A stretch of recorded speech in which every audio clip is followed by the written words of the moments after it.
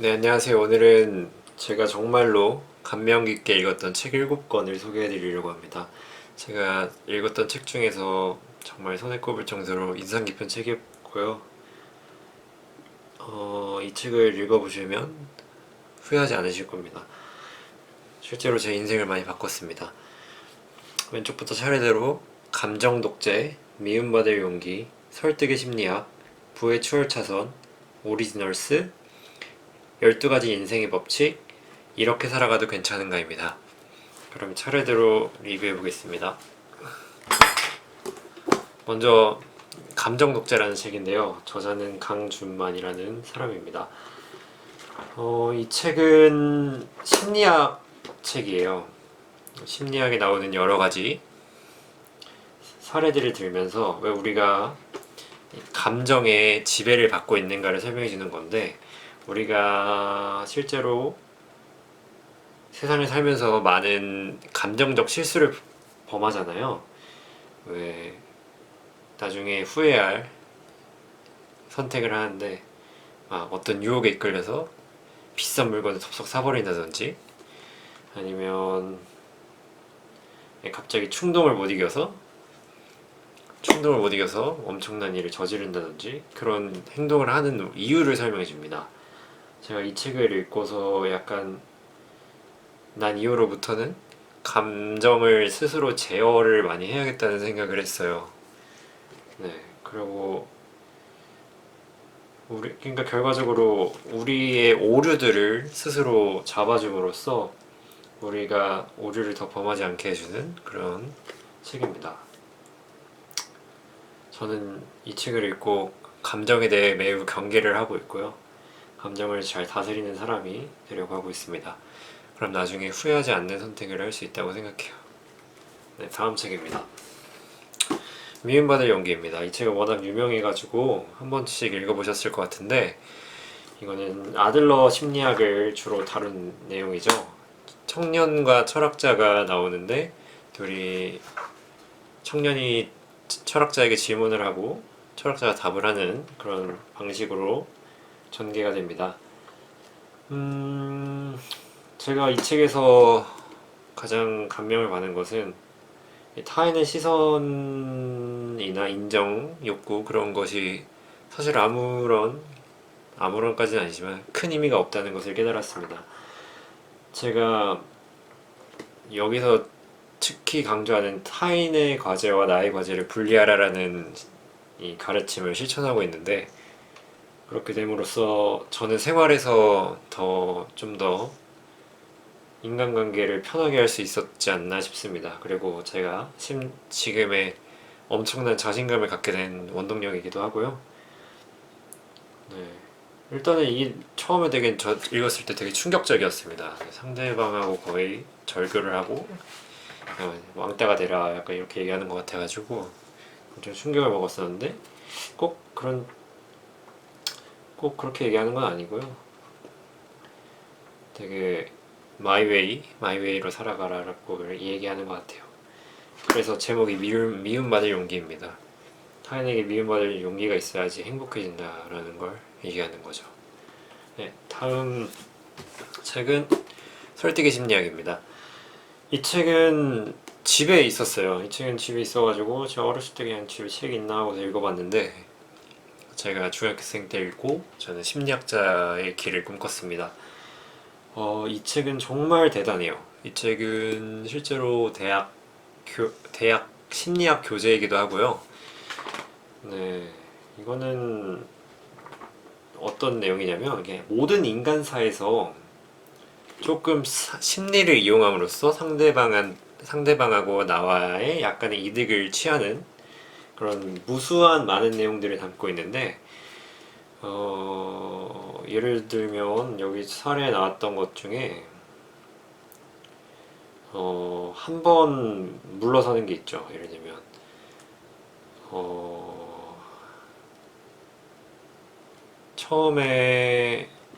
처음부터 엄마 저 밥 먹기 전에 사탕 먹으면 안 돼요. 그러면 엄마 안 돼 그러겠죠. 근데 엄마 저 오늘은 저녁으로 랍스터가 먹고 싶어요. 그러면 엄마가 안 돼. 그런 다음에 아, 안 돼요? 그러면 오늘 사탕 하나, 밥 먹기 전에 사탕 하나만 먹어도 될까요? 그러면 에이, 그래, 먹어라. 이렇게 말하는 거랑 같죠. 그러니까 약간 심리 요소를 써가지고 랍스터랑 사탕을 이렇게 대비함으로써 되게 아무것도 아닌 것처럼 사탕이 약간 그렇게 만드는 거죠. 그러니까 그런 이거는 정말 대단해요. 심리학은 모든 인간사에서 다 써먹을 수 있기 때문에 전 심리학이 거의 독심술 정도로 위대하다고 생각을 했습니다. 그래서 잠시 동안 심리학자의 꿈을 꿨었죠. 근데 지금도 사실 심리학자의 꿈입니다. 그리고 전 이미 썩 훌륭하지 않지만 나름 심리학자라고 생각합니다. 네, 그래서 이 책은 심리학 입문서로 아주 좋습니다. 한번 꼭 읽어보세요. 네, 다음은 부의 추월차선입니다. 이 책은 정말 많은 사람이 추천하는 책인 것 같아요. 거의 모든 유튜브에 돈을 버는 부업? 그런 걸 설명하는 채널에서 한 번씩 다 추천한 것 같은데 제가 이 책을 굉장히 좋아합니다. 추천하는 이유가 있습니다. 약간 우리 생각에 부자라고 하면 우리랑 되게 멀어 보이고 우리는 평생 될 수 없을 것 같고 그럴 것 같잖아요. 안 그래요? 이렇게 생각해 보세요. 나는 평생 동안 페라리를 탈 수 있을까? 이렇게 생각해 보면 답은 간단하죠. 대부분의 사람이 에이, 나는 페라리랑 어떻게 타 페라리를 막 그렇게 생각하잖아요.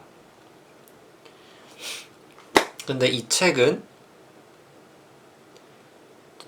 그걸 넘어서 또 다른 걸 알려줍니다. 일단 우리가 페라리를 탈 수 있을 뿐만 아니라 그걸 굉장히 어린 나이에 할 수 있다는 걸 알려줍니다.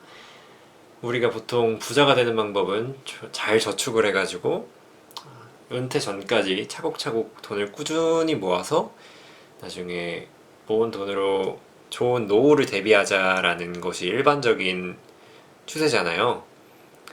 근데 이 책은 그럴 필요 없이 아주 어린 나이에 부자가 될 수 있다는 겁니다. 그래서 늦어서 부자가 되면 아무 소용 없다는 거죠.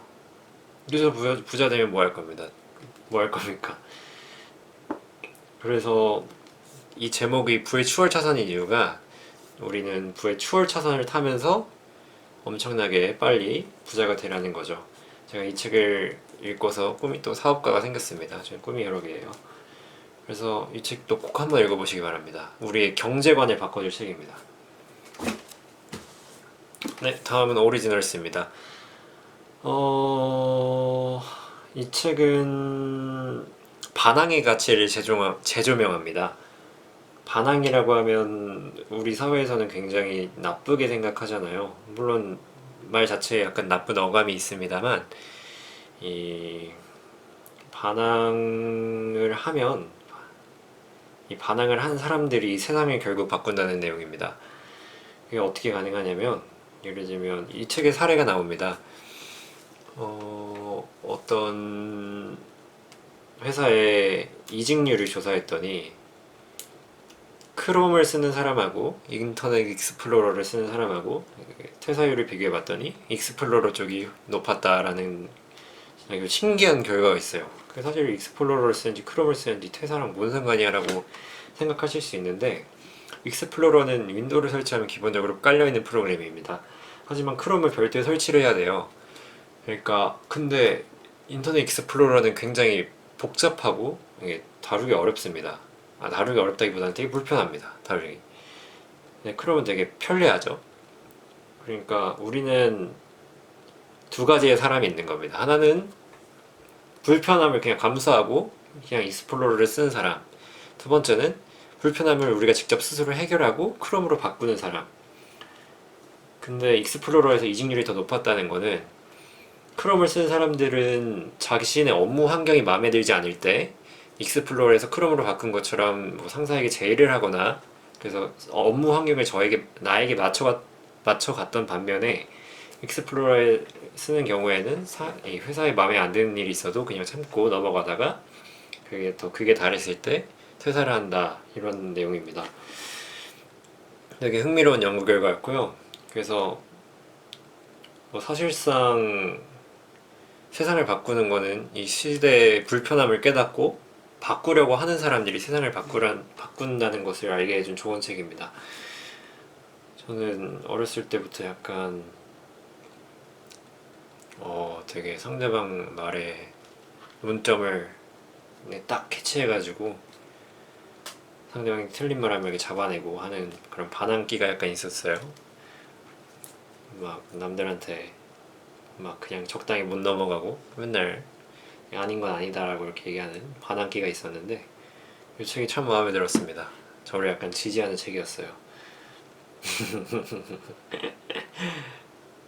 네, 그래서 이 책은 우리가 평소에 가지고 있던 통념을 깨주는 책이었습니다. 네, 다음 책 리뷰하겠습니다.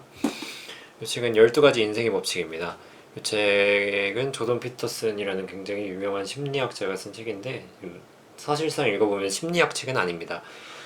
오히려 철학서에 가깝다고 생각을 하시면 되는데 이 책이 말하는 내용은 인생의 법칙이라고 해서 엄청 장황한 이야기가 아닙니다. 그냥 뭐 실제로 12가지를 살펴보면 뭐 거짓말하지 마라, 진실에 마주해라, 뭐 어깨를 펴고 걸어라 이런 내용을 담고 있어요.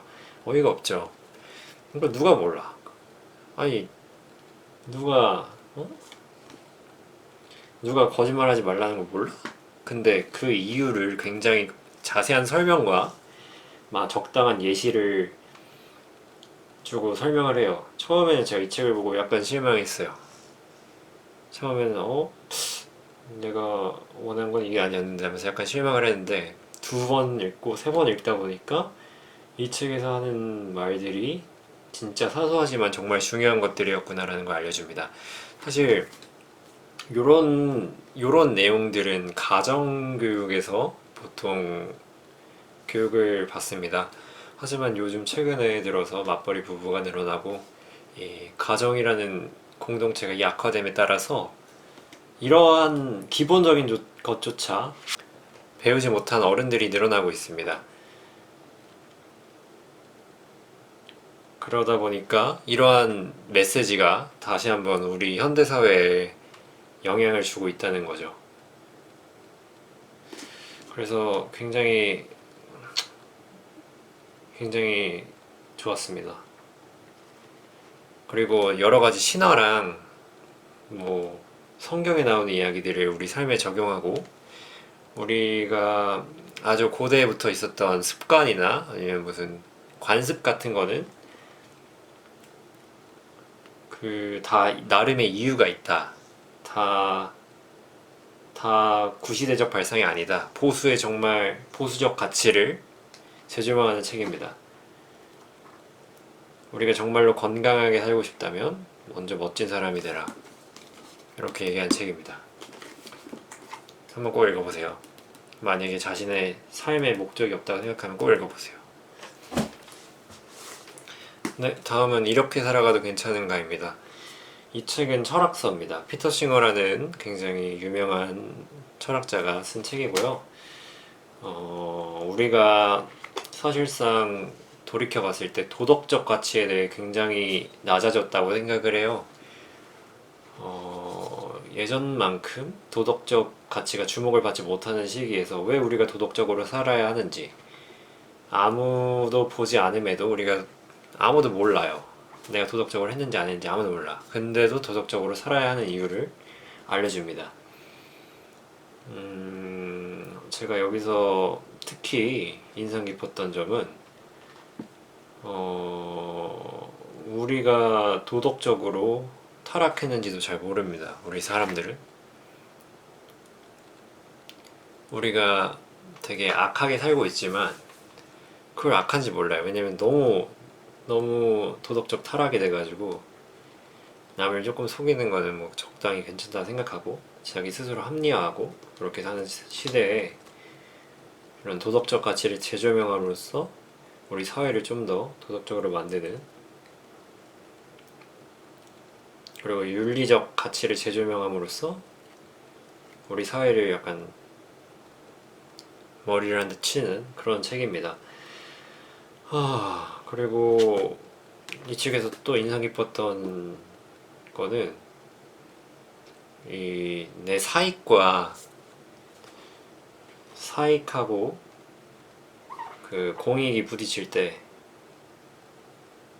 그냥 도덕하고 공익이 부딪힐 때, 공익이 아니죠. 내 사익하고 도덕이 부딪힐 때, 어, 사회 전체에 이득이 되는 방향을 선택하면 됩니다. 제가 정말 오랫동안 답을 내리지 못하는 것에 대한 답을 준 책입니다, 이게. 나한테 이득이 되지만 도덕적으로 옳지 않은 행동을 왜 하면 안 되는지를 알려줍니다.